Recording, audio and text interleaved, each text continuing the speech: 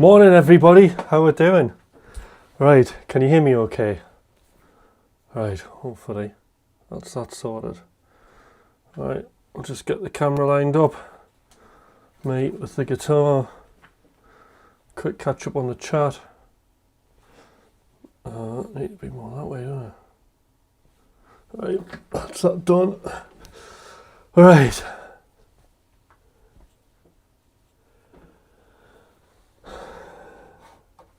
Right, hello everybody. Hi Sandra, how you doing? Ryan, Real Perplexity, Jenna, patron saint of the channel. Oh, thank you for the membership.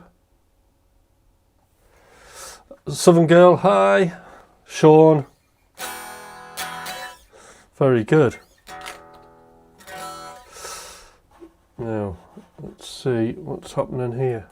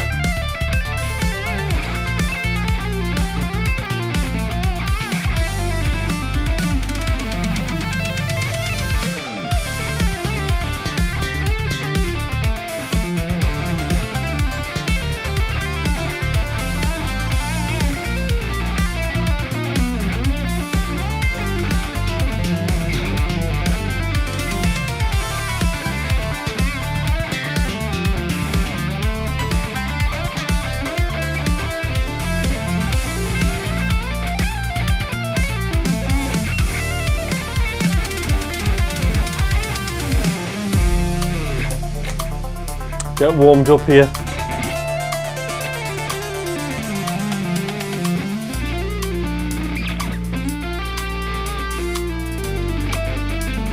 My hands feel like sausages today.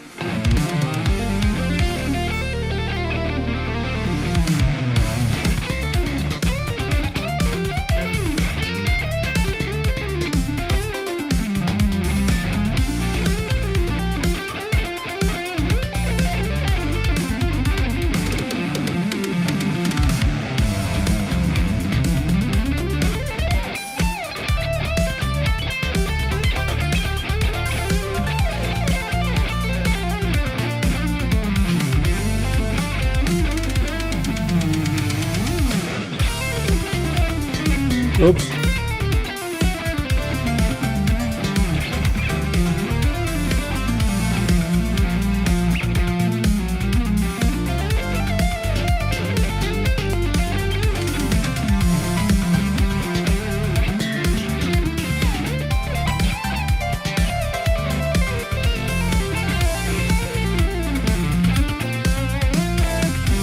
Hi Frost, how you doing?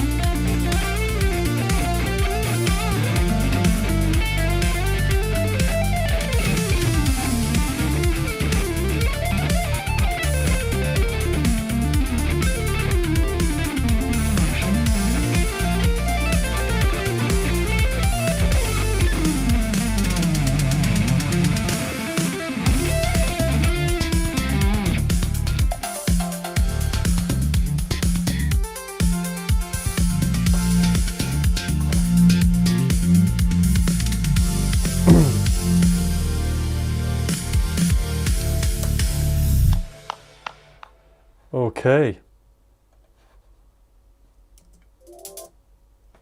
Very good. Some questions. Okay. I'm always here every chance I get. Thank goodness I work the second shift at night. Cool. Good to see you, Kurt.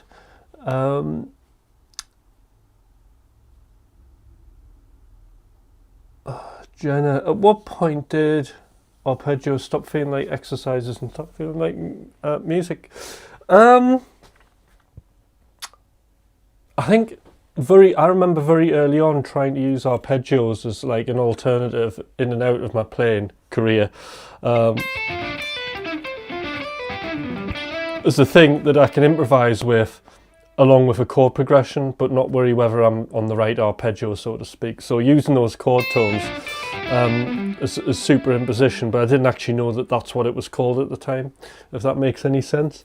So I mean, as soon as my first influence was Yngwie Malmsteen, really, for like the technical thing, but it was very short-lived, and then I was soon on to sort of the likes of Richie Kotzen and Greg Howe, who were, in fact, very early on. I mean, like when Greg Howe started, I was like banging to his playing. It was exactly what I wanted to hear, something with groove, a blues sort of rock feel, with all that technical thing.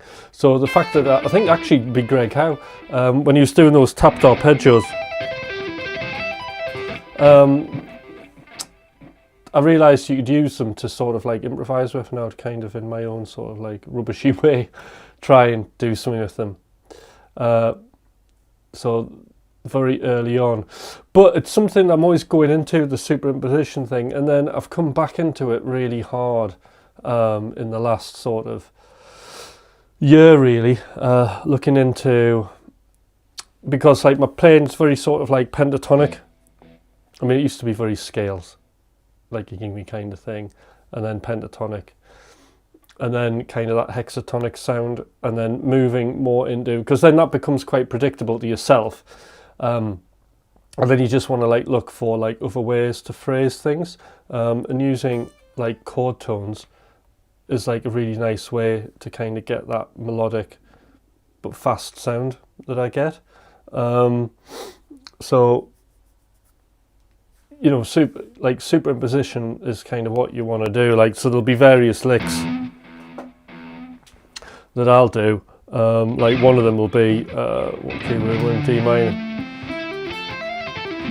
Things like I'm stacking triads, so it's like a minor triad on top of a major triad, and then another minor triad.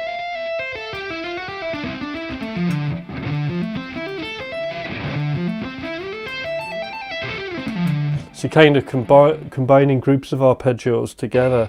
Like another one would be, see there, I'm combining an A minor 7 with a B minor 7. But if you start playing with the scales around that,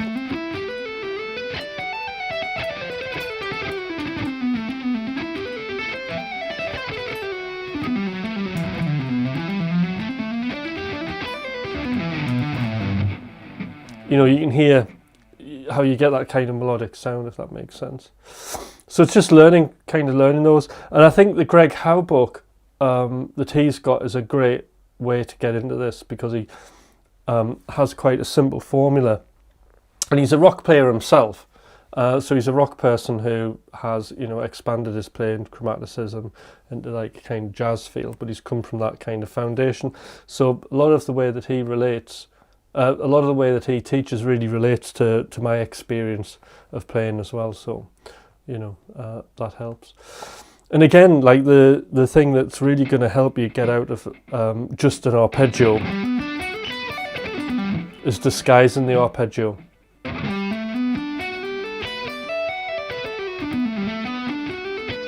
So there's lots of ways you can do this. You know, you can do like a 3-1-3.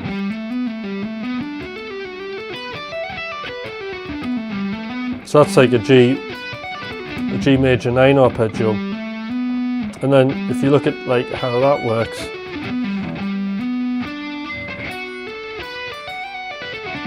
and then you put the notes, other notes in between, so that gives us a 9th, 5th, major 7, 9, 3rd, major 3rd. We've got our, what was that? Ooh, what's that? That's the 5th again. And then we've got a 13, major 7.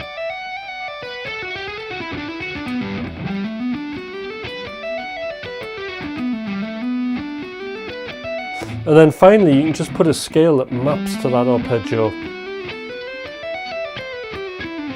And this is where the shift really starts to happen, because what we've got here is 3 notes per string.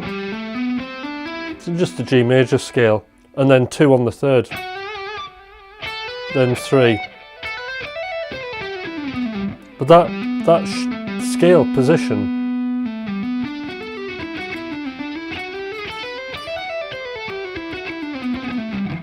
fits perfectly with the arpeggio.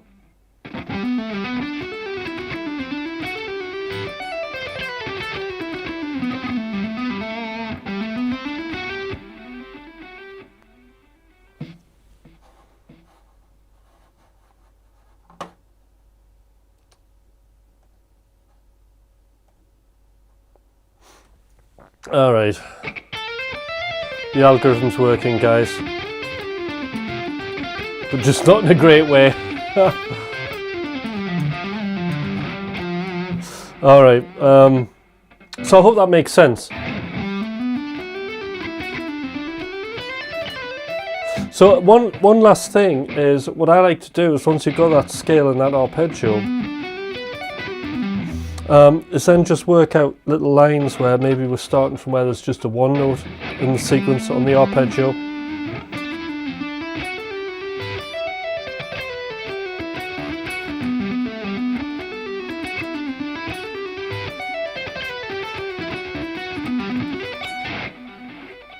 There you go. I hope that answers the question.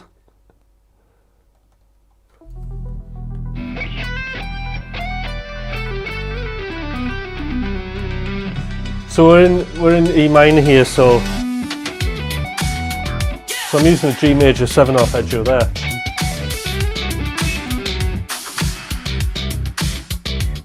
Just turn the side chain off. Sorry, just turn the side chain off. So G major 7 arpeggio.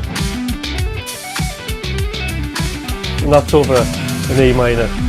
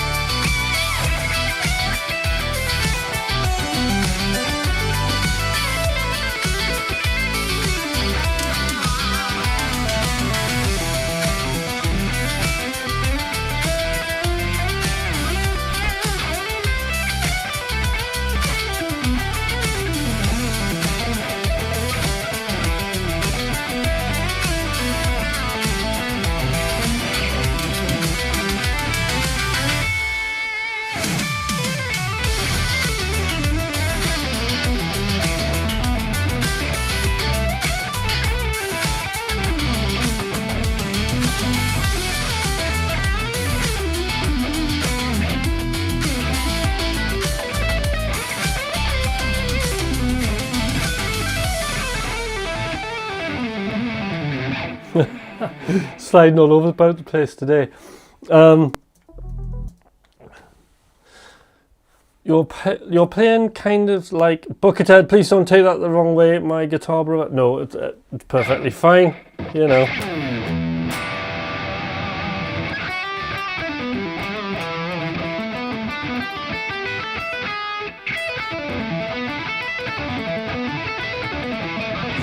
I'm having one of those off days. I did that much playing yesterday on acoustic guitar. My hands feel, you know, after like a gym workout on your body. That's what my left hand feels like. Any more questions, anybody?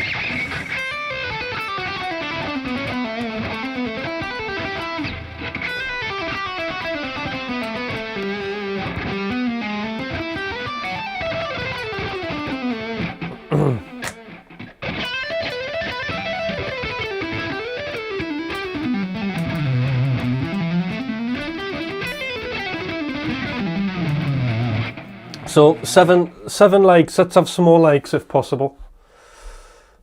Right, let's have a look. This is a good one.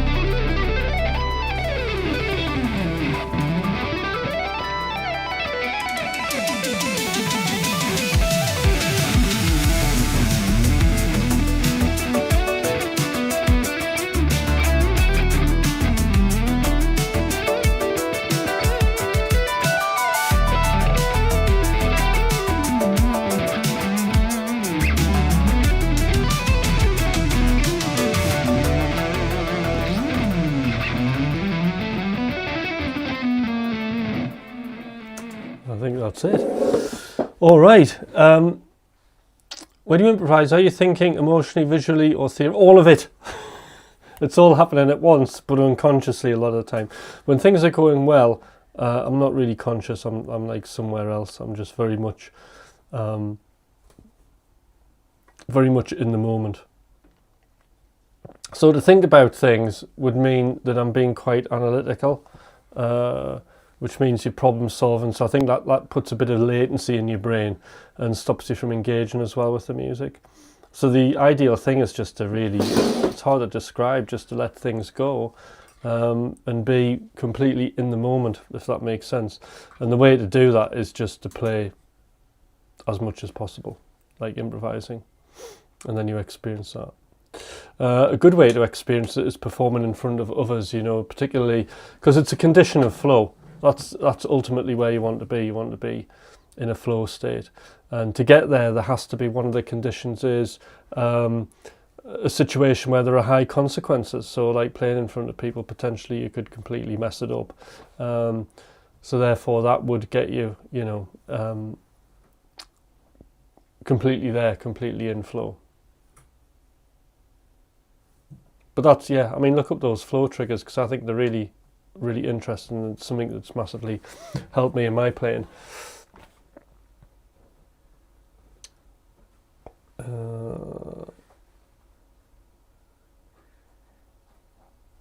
What's this?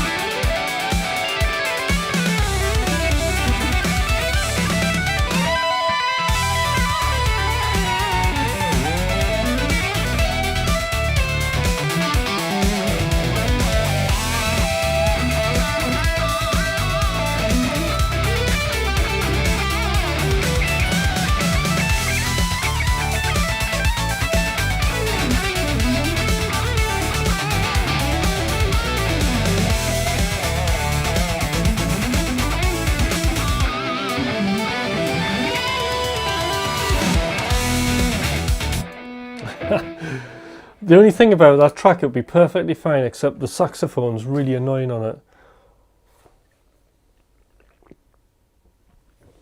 But I bet the guy couldn't get rid of it on the prompting on the AI.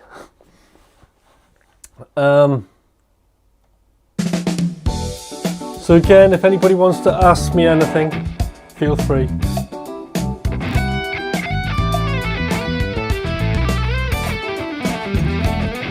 So it looks like we're in E minor today.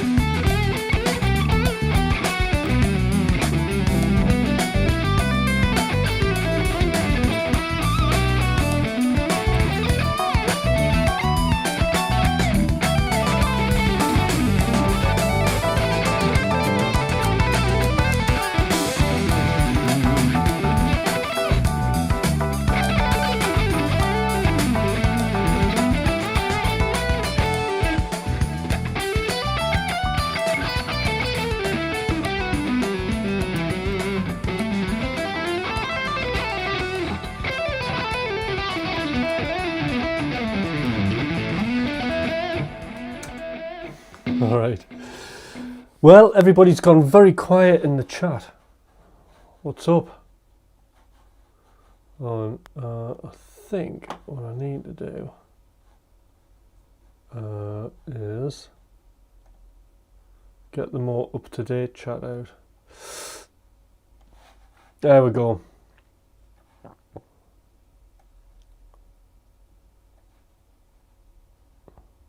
We're all quiet.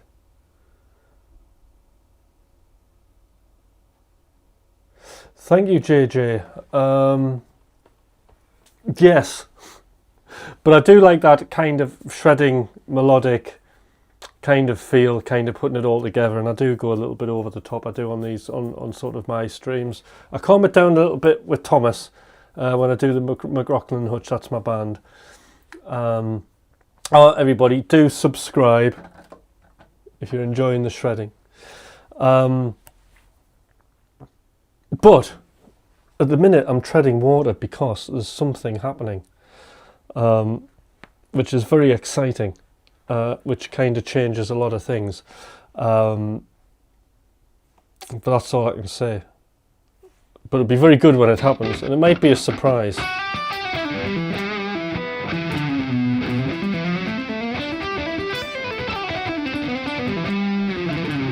So yeah, a couple of things I'm trying to work on.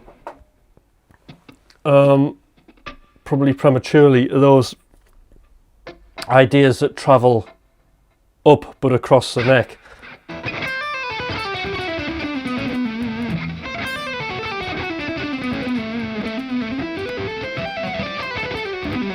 And what I was trying to do is that, but then this enclosure, which is quite hard.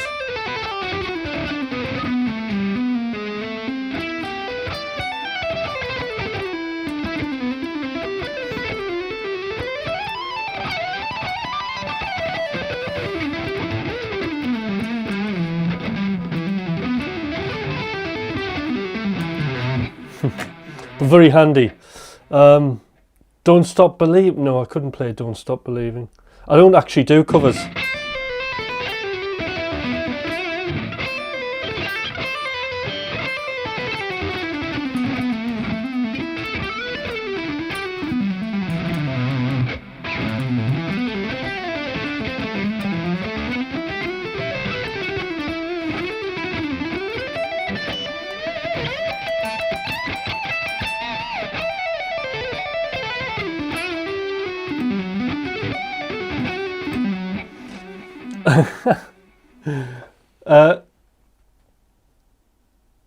Europeheads, so this channel's all about guitar playing, improvisation, reaching out into the unknown, not playing things that we already know. And obviously those are songs that you really, really know well, that you want me to play, and I could only offer you even worse versions because I've absolutely got zero interest in playing other artists' stuff, unless it's something that I want to model into my own playing. You know.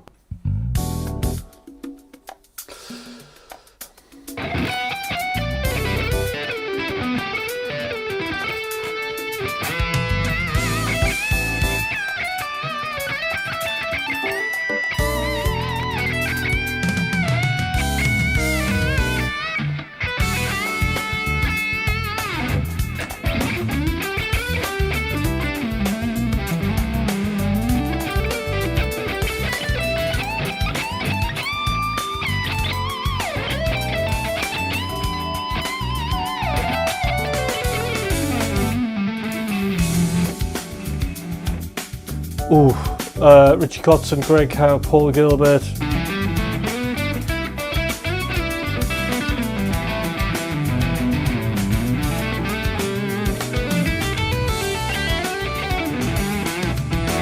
Alan Holter. Hence like the sort of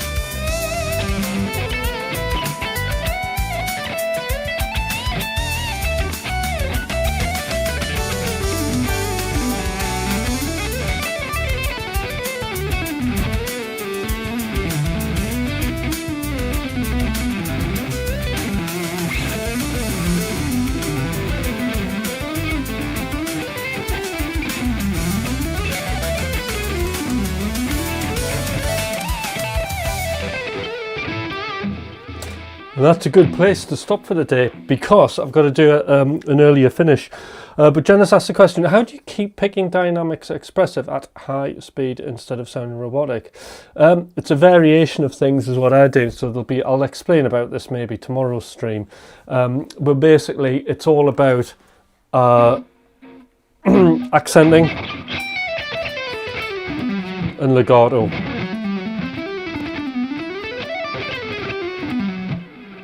And you get more of a dynamic range doing that.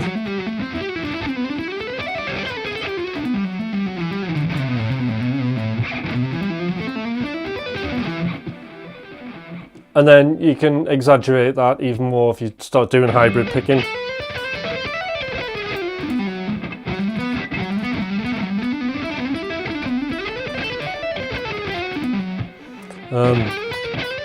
You know, you can really snap at things.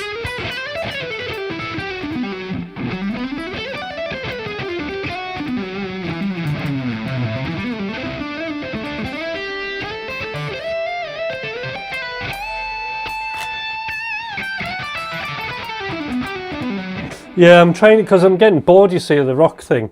So it's like, where do you go?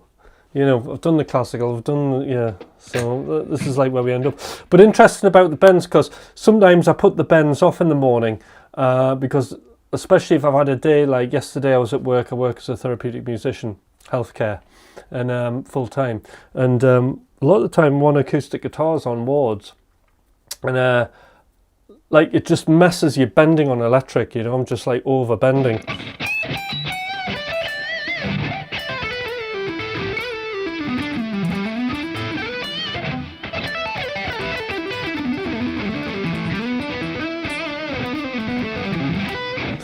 So yeah, you know, that's it's sophisticated. Yeah, honestly, this is one of the best players round. Thank you, JJ. That's very kind.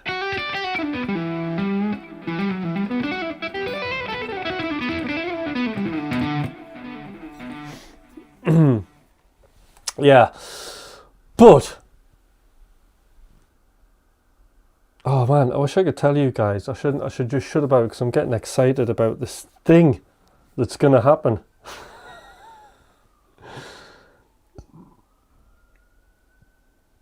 And I'll have something to show you.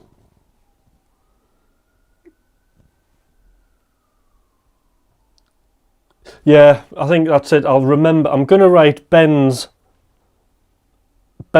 and put it on my floor here, so it reminds me.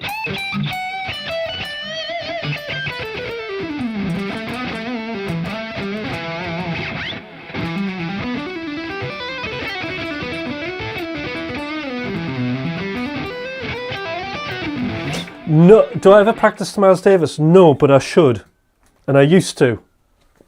So I should, definitely. That's a good call, actually. Listen, guys, I'm going to have to shoot off, right?